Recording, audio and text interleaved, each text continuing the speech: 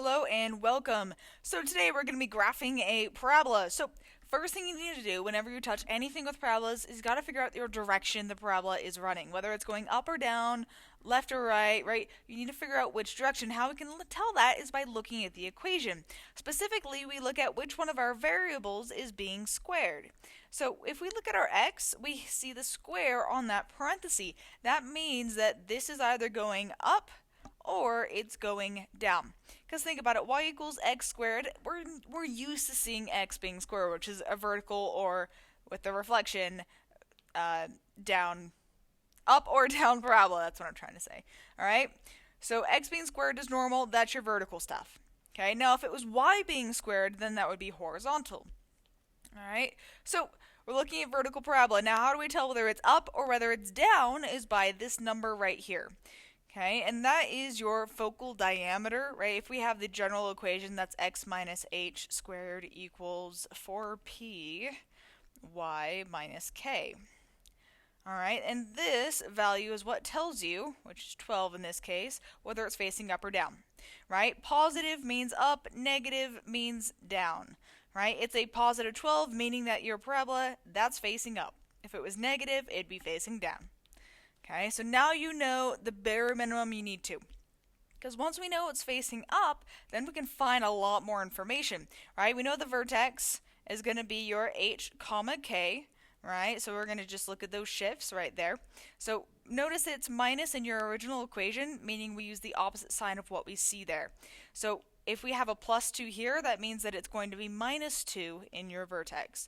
If you have plus 4 here, it's going to be minus 4 in the vertex. And your vertex is like your starting point. You find a lot of information from it. Okay? The focus is the point that's within the direction of opening of your parabola.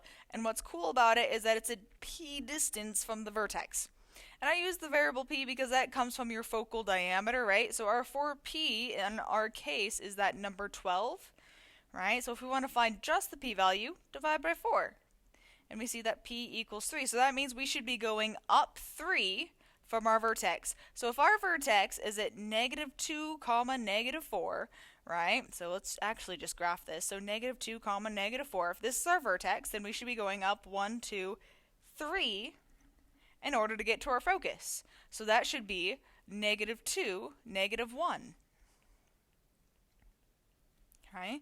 So in other words, if we wanted to do this arithmetically, that would be the focus would be your, because it's your y values that are changing, it's a vertical parabola, that would be your, let me just write it this way, h, k plus p. Okay, and that would be your formulaic way to always find the focus. Okay, directrix is that line that's essentially, I like to call it like behind the parabola. And it's also that same distance that we took from the focus, so it's still a p distance from the vertex to the directrix. Which means if we went up for the focus, we go 1, 2, 3 down for the directrix. And then we see this horizontal line. If the parabola is vertical, that means you have a horizontal directrix. Okay, so now we have a good chunk of the information. So we're at, because it's a horizontal line, specifically a horizontal line crossing the y-axis at negative 7. It's y equals negative 7. Okay? And that's all that information. Now we just got to graph the parabola, right? In order to use your vertical parabola tool, which is this one right here, you're going to need to first plot your vertex, then go from there.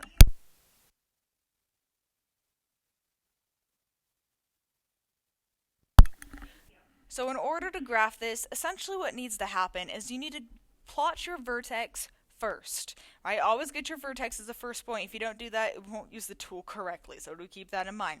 Now your second point, we always know, is going to be part of your focal diameter. Remember, the focal diameter was that entire line segment, the latus rectum, from that point to that point, right? And the whole distance is the 4p.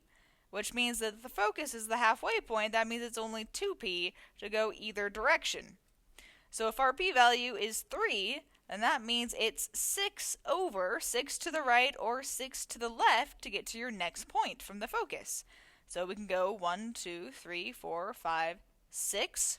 That's the point on your parabola. 1, 2, 3, 4, 5, 6. Another point on your parabola. Okay, so this one is kind of like been squished. It's very, very horizontally stretched on this one. And then you can just connect your dots. Alright, bam, there's one side of it. And then I'm going to draw it to the best of my ability. Shablow. There's the other side of it. It's not quite equal. It's kind of annoying me to that way. It's about as good as it's getting. Okay, so there is an example of graphing. Now, in order to graph, you would need the vertex, and you could graph either that point or that point, and it will graph it correctly for you. You just got to know how to find one of those points. Okay, so for the big one, it's just p distance to the focus, p distance to the directrix, 2p to one of your side points. Alright, that's one of the big things to remember for this particular problem, but that's it, right? It asks for you to graph the parabola. We graph the parabola. You gotta have that point there. It asks you to plot the focus. You gotta plot the focus. It asks you to plot the directrix. You gotta plot the directrix.